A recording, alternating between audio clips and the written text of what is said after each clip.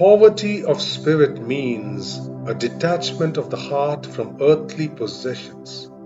It also means detachment from everything earthly, no matter what it may be. Poverty of spirit is necessary for all who are striving after perfection. Our heart will either love God or creatures. In order to become holy, we must therefore banish from our heart all that is not for God. Do you bring an empty heart that it may be filled by the Holy Ghost? A heart that is filled with the things of the earth has no room for the love of God.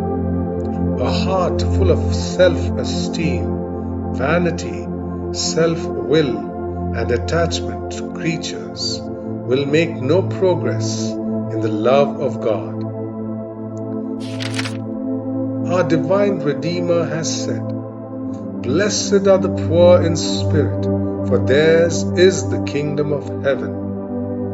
Poverty of spirit consists in the desire to possess nothing but God. How can they who are rich in the goods of this earth still possess poverty of spirit? They can do so by having no inordinate attachment to their riches. The wealthy can practice poverty of spirit by giving alms and performing good works.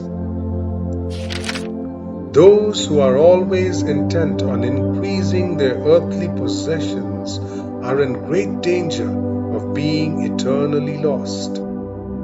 Those who want to be rich fall into temptation and are trapped by many senseless and harmful desires that plunge people into ruin and destruction.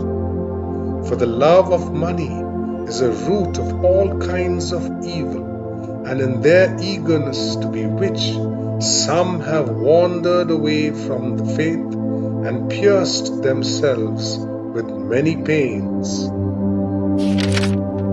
If we desire to belong to God, we must renounce all attachment to the goods of the earth.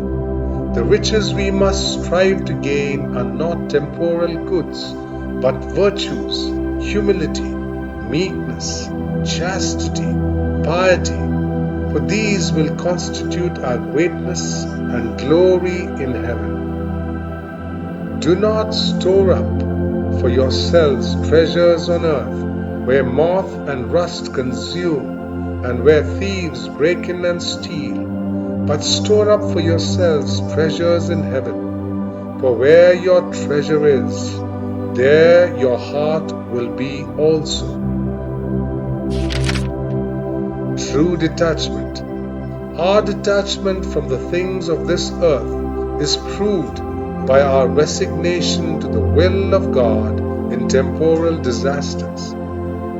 Faith teaches us that nothing happens without the permission of God. If therefore we suffer the loss of our good name or our temporal possessions, God wills or permits the suffering that falls to our lot, and He wills it for our good. We prove that we possess the spirit of detachment when we are ready to sacrifice everything we have, riches, honors, dignities, positions, in short, every temporal advantage rather than offend God. Let us now consider some of the means that are necessary for acquiring this detachment from the things of earth. To remove all inordinate attachment from the heart, it is necessary to dwell on the thought of death. The second means consists in frequent meditation on the poverty of Jesus Christ. The third means consists in frequently dwelling upon the teaching of our blessed Lord, that the poor in spirit shall have a great and certain reward. The fourth means consists in loving God without reserve, The Holy Ghost tells us that all the treasures of the earth are as nothing in the eyes of the one who loves God.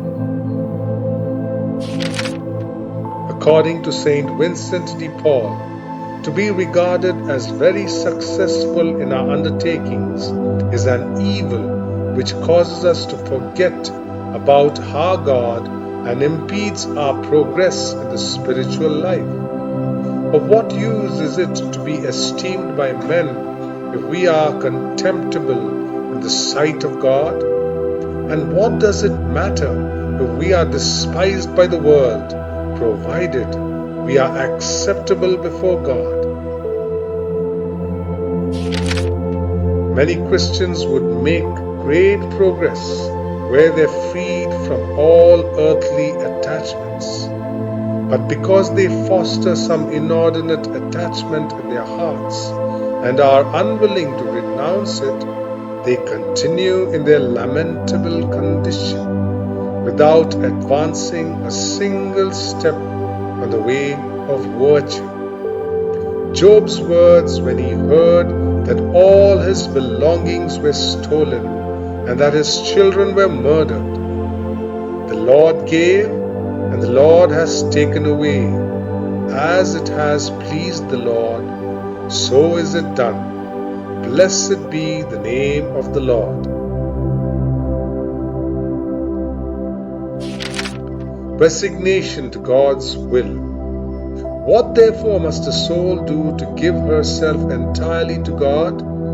She must avoid whatever displeases God and do whatever is pleasing to Him. Secondly, she must accept whatever is sent to her from the hand of God, however hard or disagreeable it may be. And thirdly, in all things she must prefer the will of God to her own. In this manner, we make a complete and worthy offering of the heart to God.